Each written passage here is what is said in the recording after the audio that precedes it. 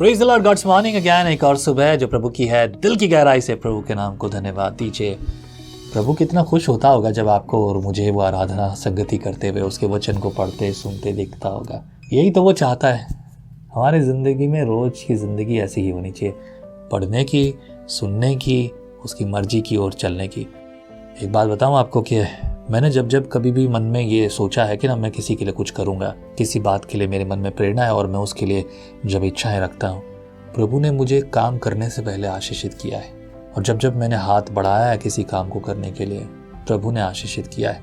ये मेरी अकेले की कहानी नहीं है, उन सब की है जितने ईमानदारी से प्रभु के सामने होते हैं। मैं आपको प्रेरित करूँगा, जिस किसी कलीसिया के सदस्य हैं, आप उस कलीसिया के साथ उस कलीसिया की योजनाओं में ईमानदारी से खड़े हो जाइए। परमेश्वर ये सब देखना चाहता है आपके जीवन में, बड़ी बरकत आपको प्राप्त होगी। आई बिलीव आप समझ गए हैं। अगर आप प्रेरित हैं तो आगे बढ़ जाइए, शिकायतें मत कीजिए, ये सही नहीं है, वो सही नहीं है, ये गलत हो रहा है, वो गलत हो रहा है। आप अपना काम ठीक से कीजिए, बाकी सब चीज़ें सुधर जाएंगी। 11 अध्याय पढ़ेंगे आज, पहला राजाओं की पुस्तक, सुलेमान का पतन। लिखा है 11 अध्याय के पहले वचन में, परंतु राजा सुलेमान फिरौन की बेटी और बहुत सी विजातीय स्त्रियों से जो मोआबी, अम्मोनी, एदोनी, सिदोनी और हित्ती थी प्रीति करने लगा। परंतु शब्द का इस्तेमाल हुआ है, देखना अब आगे क्या होता है। जब भी कुछ हुआ, राजा का वैभव, ये वो, मतलब खा पी कर तृप्त हो गया है राजा, उसके पास किसी चीज़ की कमी नहीं है। लोग तारीफ करने लगे हैं। जब आपकी कोई तारीफ करने लगे ना, उधर ध्यान मत दीजिए। वह मुझे कई बार लोग मैसेज करते हैं, तारीफ करते हैं, आई फील अनकम्फर्टेबल, बिकॉज ये जो है तारीफ सुनना अच्छी बात है, वो आपको बुद्धि और प्रेरणा भी देता है, लेकिन अगर आप उसे ठीक से समझेंगे नहीं तो पता है क्या हो जाएगा, बहुत बड़ी प्रॉब्लम खड़ी हो जाएगी। और प्रॉब्लम ये खड़ी होगी, आपके ये सुनने से, ये समझने से मन में ना अभिमान पैदा होना चाहिए, अपने अलग रिश्ते, अलग काम शुरू हो जाएंगे जो अब शुरू हो रहे हैं। ओके, पढ़ते हैं। देखिए, अलग अलग स्त्रियों से वो जो है प्रीति रखने लगा। उसके बाद दूसरे पद में लिखा है, वे उन जातियों की थी जिनके विषय में यहोवा ने इज़राइल से कहा था, तुम उनके मध्य में ना जाना। अब तक तो मानता रहा वो बात प्रभु यहोवा की और बड़ा आनंदित रहा, खुलकर रहा, आशीषित रहा, जैसे कि अभी हमने कल पढ़ा था। लेकिन उसके बाद यहोवा ने जिनके लिए मना किया था, जिनके मध्य में जाने के लिए मना किया था, ये उन्हीं के लोग थे, और न वे तुम्हारे मध्य में आने पाए। वे तुम्हारा मन अपने देवताओं की ओर निसंदेह फेरेंगी। उन्हीं की प्रीति में सुलेमान लिप्त हो गया।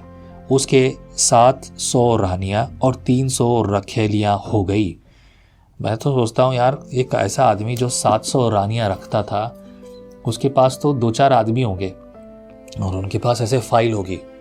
और जब सुलेमान पूछता होगा, एक स्त्री आती होगी, अरे सर ये आपकी वाइफ है। बोला क्या, ये मेरी वाइफ है? कैसे, कब आई, कब मैंने शादी की इससे, कहाँ मिली ये थी, मुझे ध्यान नहीं है ये कौन है। तो वो फाइल निकाल के बताता होगा, फलाने दिन फलानी तारीख को, इतनी तारीख को आपने इसके साथ शादी की थी और ये फलाने राजा की बेटी है साहब, इसके साथ आपकी शादी हुई है। अच्छा ओके ठीक है, आज की मीटिंग फिक्स करो, मैं आके मिलूंगा इसको। 1000 स्त्रियां सुलेमान के पास।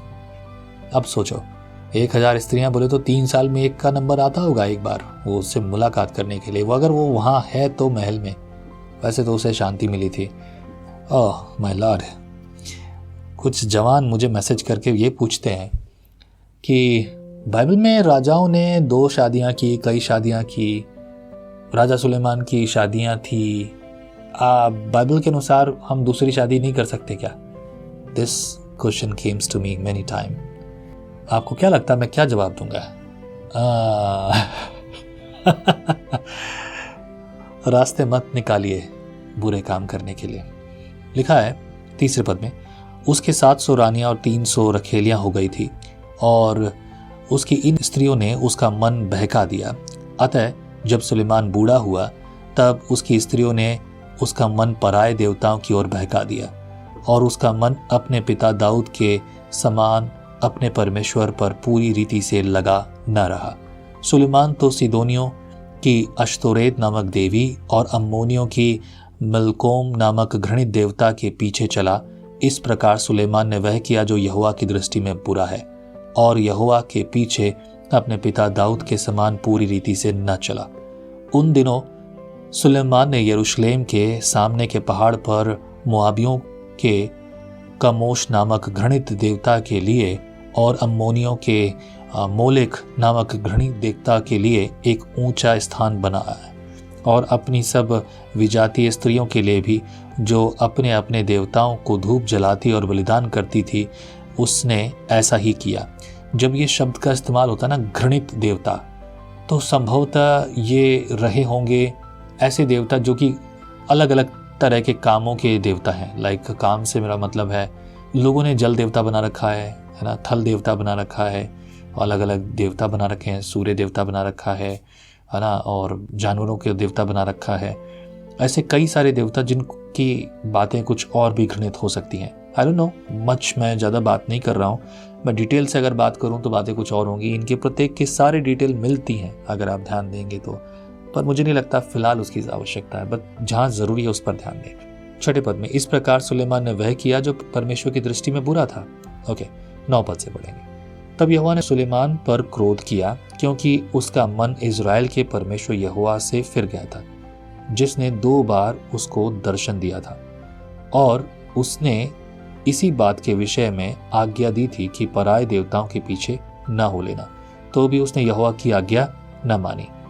इसलिए यहोवा ने सुलेमान से कहा, तुझसे जो ऐसा काम हुआ है और मेरी बंधाई हुई वाचा और दी हुई विधि तूने पूरी नहीं की, इस कारण मैं राज्य को निश्चय तुझसे छीनकर तेरे एक कर्मचारी को दे दूंगा। यहाँ नोटिस कीजिए, दाऊद ने परमेश्वर की आज्ञा का पालन किया, उसने गलती की तो भी उसने माफी मांगी, and he was continued blessed in the eyesight of God. परमेश्वर के हाथ में, परमेश्वर की नजरों में वो आशीषित रहा। But what about the Solomon? Solomon was not blessed like the David, क्योंकि अब कहानी को ध्यान से सुनिए। सुलेमान ने परमेश्वर के राज्य में परमेश्वर के सामने वो गलती की है जिससे परमेश्वर घृणा करता है। उसने 1000 रानियां रखी, यहाँ तक तो परमेश्वर चुप रहा, और उसकी बात भी अलग है। लेकिन उसने जो है 1000 से मतलब है 700 रानियां 300 रखे लिया, लेकिन जो उसने ये काम किया था ये बर्दाश्त से बाहर है। इसलिए परमेश्वर ने कहा, मैं तुझसे राज्य छीन लूंगा। अब ये राज्य छीन लूंगा तो किसको दूंगा? एक कर्मचारी को दूंगा। होता क्या था, रॉयल फैमिली में से ही नेक्स्ट जो है वो राजा बनेगा, लेकिन अब पूरे घराने से, दाऊद के घराने से ही छीन लिया राज्य। आगे पढ़े 12 पद में, तो भी मैं तेरे पिता दाऊद के कारण तेरे दिनों में तो ऐसा ना करूंगा, परंतु तेरे पुत्र के हाथ से राज्य छीन लूंगा। फिर भी पूर्ण राज्य तो न छीनूंगा, परंतु अपने दास दाऊद के कारण और अपने चुने हुए यरूशलेम के कारण मैं तेरे पुत्र के हाथ में एक गोत्र छोड़ दूंगा। क्योंकि राजा सुलेमान ने जो गलती की थी उससे परमेश्वर यहोवा की वाचा थी। देखो, मनुष्य वाचाएं तोड़ रहा है और उसका परिणाम भी उसे भुगतना पड़ रहा है, लेकिन परमेश्वर अपनी वाचा नहीं तोड़ रहा है। मैं तेरे समय में तो नहीं करूंगा, लेकिन तेरे पिता दाऊद के कारण आने वाली तेरी संतान उसके समय में ये करूंगा। 14 पद में, तब यहोवा ने एदोमी हदद को, जो एदोमी राजवंश का था, सुलेमान का शत्रु बना दिया, क्योंकि जब दाऊद एदोम में था और योआब सेनापति मारे हो को मिट्टी देने गया, योआब तो समस्त इज़राइल समेत वहां 6 महीने रहा, जब तक कि उसने एदोम के सब पुरुषों का नाश न कर दिया। तब हदद, जो छोटा लड़का था, अपने पिता के कई एक एदोमी सेवकों के संग मिस्र को जाने के उद्देश्य से भागा, और वे मिधान से होकर पारान को आए, और पारान से कई पुरुषों को संग लेकर मिस्र में फिरौन राजा के पास गए, और फिरौन ने उसको घर दिया और उसके भोजन व्यवस्था की आज्ञा दी और कुछ भूमि भी दी। और हदद पर फिरौन के बड़े अनुग्रह की दृष्टि हुई, और उसने उससे अपनी साली अर्थात तहपनेस रानी की बहन का विवाह कर दिया, और तहपनेस की बहन से गनुबत उत्पन्न हुआ, और उसका दूध तहपनेस ने फिरौन के भवन में छुड़ाया। तब गनुबत फिरौन के भवन में उसी के पुत्रों के साथ रहता था। तब हदद ने मिस्र में रहते यह सुना कि दाऊद अपने पुरखाओं के संग सो गया और योआब सेनापति भी मर गया। तब उसने फिरौन से कहा, मुझे आज्ञा दी कि मैं अपने देश को जाऊं। फिरौन ने उससे कहा, क्यों, मेरे यहाँ तुझे क्या घटी हुई कि तू अपने देश को चला जाना चाहता है? उसने उत्तर दिया, नहीं हुई तो भी मुझे अवश्य जाने दे। देखिए, यहाँ पर एक बात है, प्रभु यहोवा ने सुलेमान के साथ एक वाचा बांधी थी कि मैं तेरे लिए जो है तेरे शत्रुओं को भी हटाऊंगा। वाचा तो नहीं बांधी थी, परंतु सुलेमान को बोले शत्रुओं से शांति दूंगा। ये वाचा नहीं थी परमेश्वर की, but God said and God made it like that. लेकिन अब जब सुलेमान ने परमेश्वर की आज्ञा का उल्लंघन किया, क्योंकि प्रभु ने ये सीधे शब्दों पे कह दिया था, यदि तू मेरी आज्ञाओं को नहीं मानेगा तो उसके परिणाम ये सब होंगे। और वो परिणाम की जब बात होती है यहाँ पर, इस परिणाम के अनुसार यहाँ पर परमेश्वर ने एक दूर से उसके लिए शत्रु तैयार किया है और अब वो दूर से लड़ने के लिए आ रहा है। यदि आप परमेश्वर के वचन के अनुसार हैं, उसकी आज्ञा मानते हैं, तो आपके चारों तरफ के शत्रुओं को प्रभु ने शांत कर दिया है। कोई आपके विरुद्ध खड़ा नहीं होगा, अगर होगा भी तो यहोवा देखेगा उसे। लेकिन यहाँ पर सुलेमान ने अपनी अभिलाषाओं में पढ़कर ये सारे काम किए। फिर 23 पद में इस प्रकार से लिखा है, फिर परमेश्वर ने उसका एक पुत्र शत्रु कर दिया, अर्थात एलियादा के पुत्र रजोन को। वह तो अपने स्वामी सोबा के राजा हदजेर के पास से भागा था, और जब दाऊद ने सोबा के जनों को घात किया, तब रजोन अपने पास कई पुरुषों को इकट्ठा करके एक दल का प्रधान हो गया, और वह दमिश्क को जाकर और राज्य करने लगा। उस हानि के साथ साथ जो हदद ने की, रजोन भी सुलेमान के जीवन भर इज़राइल का शत्रु बना रहा, और वह इज़राइल से घृणा करता हुआ आराम पर राज्य करता था। अब देखिए, ये शत्रु तो थे, लेकिन कभी लौटकर कभी नहीं आए, कभी विरोध में नहीं आए। राजा सुलेमान ने एक अच्छा समय बिताया और चारों तरफ से शांति पाई, कोई उसे तंग नहीं कर रहा। द ब्लेसिंग ऑफ गॉड, जब परमेश्वर आशीषें देता है तो वो आशीषें हमेशा की बनी रहती है, लेकिन जब हम घसीट कर किसी चीज़ को इकट्ठा करने की कोशिश करते हैं तो वहाँ समस्याएं खड़ी होती हैं। मैं इस पर बहुत सारे अनुभव के साथ, एक्सपीरियंस के साथ बता रहा हूँ। फिलहाल ये मेरा विषय नहीं है, otherwise I must speak about it. 26 पद में, फिर नाबात और सरूया नामक एक विधवा का पुत्र यारोबाम नामक एक एप्रेमी सरदेवासी जो सुलेमान का कर्मचारी था, उसने भी राजा के विरुद्ध सिर उठाया। उसका राजा के विरुद्ध सिर उठाने का कारण यह था कि सुलेमान मिल्लों को बना रहा था और अपने पिता दाऊद के नगर की दरार बंद कर रहा था। यारोबाम बड़ा शूरवीर था। जब सुलेमान ने जवान को देखा कि यह परिश्रमी है, तब उसने उसको यूसुफ के घराने के सब काम पर मुखिया ठहराया। उन्हीं दिनों में यारोबाम यरूशलेम से निकल कर जा रहा था कि शीलोवासी अहिया नबी नई चादर ओढ़े हुए मार्ग पर उससे मिला, और केवल वे ही दोनों मैदान में थे। तब अहिया ने अपनी उस चादर को ले लिया और उसे फाड़ कर 12 टुकड़े कर लिए। तब उसने यारोबाम से कहा, 10 टुकड़े ले ले, क्योंकि इज़राइल का परमेश्वर यहोवा यों कहता है, सुन, मैं राज्य को सुलेमान के हाथ से छीन कर 10 गोत्र तेरे हाथ में कर दूंगा, परंतु मेरे दास दाऊद के कारण और यरूशलेम के कारण जो मैंने इज़राइल के सब गोत्रों में से चुना, उसका एक गोत्र बना रहेगा। इसका कारण यह है कि उसने मुझे त्याग कर सिदोनियों की देवी अश्तोरेत और मुआबनियों के देवता कामेश और अम्मोनियों के देवता मिल्कोम को दंडवत की, और मेरे मार्गों पर नहीं चले, और जो मेरी दृष्टि में ठीक है वह नहीं किया, और मेरी विधियों और नियमों को नहीं माना, जैसे कि उसके पिता दाऊद ने किया। तो भी मैं उनके हाथ से पूर्ण राज्य न ले लूंगा, परंतु मेरा चुना हुआ दास दाऊद जो मेरी आज्ञाओं और विधियां मानता रहा, उसके कारण मैं उसको जीवन भर प्रधान ठहराए रखूंगा। परंतु उसके पुत्र में हाथ से मैं राज्य अर्थात 10 गोत्र लेकर तुझे दे दूंगा, और उसके पुत्र को मैं एक गोत्र दूंगा, इसलिए कि यरूशलेम अर्थात उस नगर में जिसे अपना नाम रखने को मैंने चुना है, मेरे दास दाऊद का दीपक मेरे सामने सदैव बना रहे।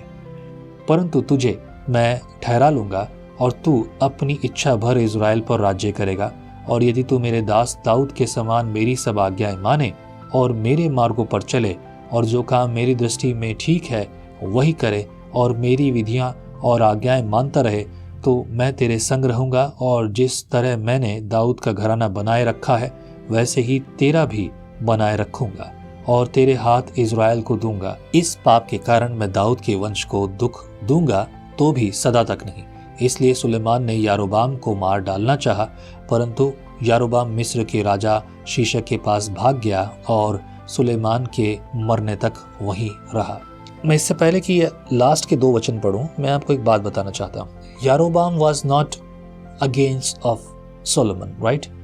वो सुलेमान के पक्ष में था and he was good man. वो सुलेमान के हाथ के नीचे था, सुलेमान ने उसे स्थान दिया, सब कुछ किया और वो अपना काम बखूबी करता था। उसे किसी प्रकार की कोई शिकायत हमें देखने को नहीं मिलती। यारोबाम was perfectly right on his path. उसका जो काम था वो परफेक्टली वो अपना सब काम कर रहा है। लेकिन at the time of new plan of God, जब परमेश्वर ने एक नई योजना बनाई जो सुलेमान के विरुद्ध ठहरी, उस योजना को जब सुलेमान को पता चलता है तो सुलेमान अपने ही कर्मचारी का दुश्मन हो गया। अब उसमें घृणा कहाँ से उत्पन्न हुई? देखो, बुराई की संगति करते हुए एक भले व्यक्ति के अंदर, जिसके अंदर यहोवा का आत्मा, यहोवा की ओर से बुद्धि और ज्ञान था, वो यहोवा का भय जो उसके अंदर था वो छूट गया। इस वजह से, स्त्रियों के कारण, शरीर की अभिलाषा के कारण जो उसका छूट गया है, उसकी वजह से उसने जो है यहाँ पर इतने बड़े काम को अंजाम दिया है। यहाँ तक कि वो यहोवा की योजना को खत्म करना चाहता है, यारोबाम को मारना चाहता है। यारोबाम ने उसका सामना नहीं किया, यारोबाम तो भाग गया है यहाँ से, वो एक दूसरे राजा की शरण में जाकर पहुंच गया है। यारोबाम से मिलने जाता है एक पूरे बहुत बड़े मैदान में एक भविष्यद्वक्ता जिसे परमेश्वर ने भेजा है। और ये भविष्यद्वक्ता कोई बड़ी पुस्तक लेकर नहीं बैठा है, ये भविष्यद्वक्ता यहाँ पर बात कर रहा है, सीधे शब्दों में बात कर रहा है। देख, यहोवा ने तेरे लिए ये योजना बनाई। वो एक नई चद्दर लेकर आया है। नई चद्दर का मतलब आप समझते हैं? अगर किसी ने ये मेंशन की है बात, नई चद्दर means it is not simple thing, क्योंकि कोई भी आसानी से नए कपड़े उस ज़माने में बनाना और करना आसान था। आज एक छोटा सा कपड़ा खरीदने के लिए आपको कितना दौड़ लगानी पड़ती है। सोचिए, उस समय जब ऐसे कपड़ों की बनावट होना भी बहुत बड़ी बात थी, तो वो चद्दर ओढ़े वो वहाँ से जा रहा है, और वो चद्दर साधारण चद्दर नहीं है। उस चद्दर के 12 हिस्से करके 10 इसको दे दिए गए, 2 अलग कर दिए गए। उदाहरण के साथ भविष्यवाणी, ड्रीम या विजन जो परमेश्वर की ओर से है, बहुत सारे आते हैं, आने जाने वाले बहुत सारे हैं। जो परमेश्वर की ओर से है, परमेश्वर उसे अच्छी रीति से दर्शाएगा, बताएगा, सिखाएगा भी। ऐसा नहीं है कि आपको पता ही नहीं और परमेश्वर ने आपके लिए कुछ रखा है। If God is telling you something, this thing will come. बहुत सारे लोग बड़ी चिंतित रहते हैं, आज मैंने एक दर्शन देख लिया, आज मैंने एक विजन देख लिया। आपको क्या लगता है कि वो सभी परमेश्वर की ओर से है? नहीं, इसको परखना जरूरी है। अगर वो परमेश्वर ने दिया है तो परमेश्वर छुपाएगा नहीं, आपसे गुप्त नहीं रखेगा, वो आपको दिखाएगा और बताएगा भी। हो सकता है आपसे ना बात हुई हो, किसी और के द्वारा बात हुई हो। रिसेंटली एक बहन का मैसेज आता है, मैंने हमेशा ये कहा है मेरे पास अपनी खुद की कोई संपत्ति नहीं है। एक संपत्ति मेरी हुआ करती थी जिसे मैंने इस लॉकडाउन में खो दिया। या तो मेरे पास 2 ऑप्शन, या तो मैं ये बिल्डिंग, जिस बिल्डिंग में हम सारी सेवा करते हैं, इसका किराया दूं, या फिर मैं अपनी उस बिल्डिंग की किश्तें चुकाऊं। मेरा घर जो सिर्फ 1 BHK था, मैंने वो सब कुछ खो दिया। ठीक है, मुझे वाकई में उसके लिए बहुत दुख नहीं है। 7 लाख रुपए जो कि बहुत बड़ी रकम है और बहुत सालों में, और हमने अपनी ज्वेलरी बेचकर, यहाँ तक कि शादी की अंगूठियाँ तक बेचकर हमने उसकी शुरुआत की थी। We lost it. ओके, मैं इसे शिक्षा के रूप में लिखता हूँ, पर मैं सोचता हूँ कि यह परमेश्वर का अनुग्रह ही है मुझ पर कि आई लॉस्ट दैट। मुझे अब उसमें कोई मलाल नहीं है। But one lady, she said that God has shown me this, that you have the property and you have all these things. परमेश्वर ने ये आपको दिया है। I don't know when and how, I really don't care about it. मैं इसके बारे में चिंता भी नहीं कर रहा हूँ। सुनकर अच्छा लगा, सुनकर बहुत अच्छा लगा कि प्रभु ने मेरे लिए एक योजना रखी है। समवन एल्स, कोई और जो है वो मेरे लिए दर्शन को देख रहा है, मेरे लिए ड्रीम देख रहा है। प्रभु ऐसे बात करता है। कई बार खुद ही सब लोग उसके लिए उत्साहित हो जाते हैं। उत्साहित मत हो जाइए। अगर प्रभु ने रखा है, कोई नहीं छीन सकता, वो आपका है और आपको मिलेगा ही। No one can touch that. Well, इसीलिए राजा सुलेमान के विरुद्ध अब इस समय जब यहोवा की एक योजना बनी है तो कोई उसे छेड़ नहीं सकता। परमेश्वर उसे निश्चित रूप से पूरा करेगा। Hallelujah. Again the last 2 words 41, 42, 41 और 42 पद 1 किंग में सुलेमान की ओर सब बातें और उसके सब काम और उसकी बुद्धिमानी का वर्णन क्या सुलेमान के इतिहास की पुस्तक में नहीं लिखा है? सुलेमान को यरूशलेम में सब इज़राइल पर राज्य करते हुए 40 वर्ष बीते, और सुलेमान अपने पुरखों के संग सोया और उसको उसके पिता दाऊद के नगर में मिट्टी दी गई, और उसका पुत्र रहबियाम उसके स्थान पर राजा हुआ। किसी ने पूछा था, इस सवाल का जवाब आप देंगे। अगर आप ध्यान से पढ़ रहे हैं मेरे साथ, पिछले जो है 11 अध्याय 10 या 11 अध्याय में ही राजा सुलेमान का जीवन का समाप्ति यहाँ दिख रही है। हालांकि उसके काम अभी और पुस्तकों में भी है। ओके, एंड किसी ने मुझे पूछा कि राजा सुलेमान जो मर गया है क्या वो स्वर्ग जाएगा? अगर आप दाऊद को और राजा सुलेमान के जीवन का कंपेयर करेंगे तो आपको जवाब बहुत आसानी से मिल जाएगा। बल्कि अगर इन 11 अध्यायों को एक अध्याय पहले राजा की पुस्तक उसका पहले अध्याय से लेकर 11 अध्याय तक अगर आप पढ़ेंगे तो आपको बहुत आसानी से जवाब मिल जाएगा। अगर आप मेरे साथ पढ़ रहे हैं तो आपको जवाब मिल जाएगा। यदि किसी को समझ में ना आए फिर भी व्हाट्सएप पर मैसेज कीजिए, कॉल मत कीजिए प्लीज़। नीचे कमेंट पे आप लिखते हैं तो जवाब देना मुश्किल होता है, क्योंकि कई बार मैं जवाब दूं भी तो आपको पता नहीं चलता, आप देखते नहीं हैं उसे। आपने लिख तो दिया, आपके पास नोटिफिकेशंस नहीं पहुंचते, आप ध्यान नहीं देते। व्हाट्सएप पे मैं ज़रूर जवाब दूंगा। If someone is asking me, प्रभु सहायता करे, आने वाले वीडियो में ज़रूर बताऊंगा मैं आपको। प्रभु आशीष करे। क्या लगता है, क्या सुलेमान का उद्धार हुआ होगा? क्या सुलेमान स्वर्ग गया होगा? Need to think about it. प्रभु आशीष करे। मेरे प्रभु, सुलेमान से गलती हुई और प्रभु जो भी बातें हुई हैं प्रभु तू जानता है। और प्रभु हमसे ऐसी बातें ना हो। हमें चारों ओर से ये दिखता है कि हम जो है सिर्फ तेरी महिमा करते हुए जिएंगे और मरेंगे प्रभु, क्योंकि मरना हमारे लिए आनंद की बात है। मेरे खुदा तेरी आशीषें हो प्रभु, तेरी भलाई हो, तेरी करुणा हो मेरे खुदा। धन्यवाद धन्यवाद धन्यवाद, तेरी स्तुति प्रभु। प्रभु मेरे साथ जो भाई बहन हैं प्रभु, इन्हें फलवंत और बलवंत कर, आशीषित कर, तेरे वचन की ओर बढ़ा।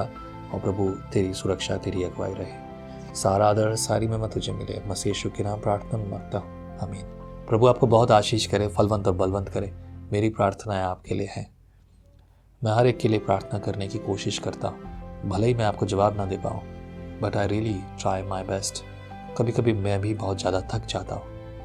I'll speak about it later। प्रभु बात करे। आमीन। जय मसीह की। परमेश्वर का वचन जीवन देने वाली रोटी है। आओ हम इस जीवन देने वाली रोटी का और मजा लें विजनरी टीवी पर। हम हमेशा सोचते हैं कि शायद मैं भी बाइबल कॉलेज जाकर बाइबल को अच्छे से सीखता, और अब आपके लिए है visionary TV, deep Hindi Bible study के लिए।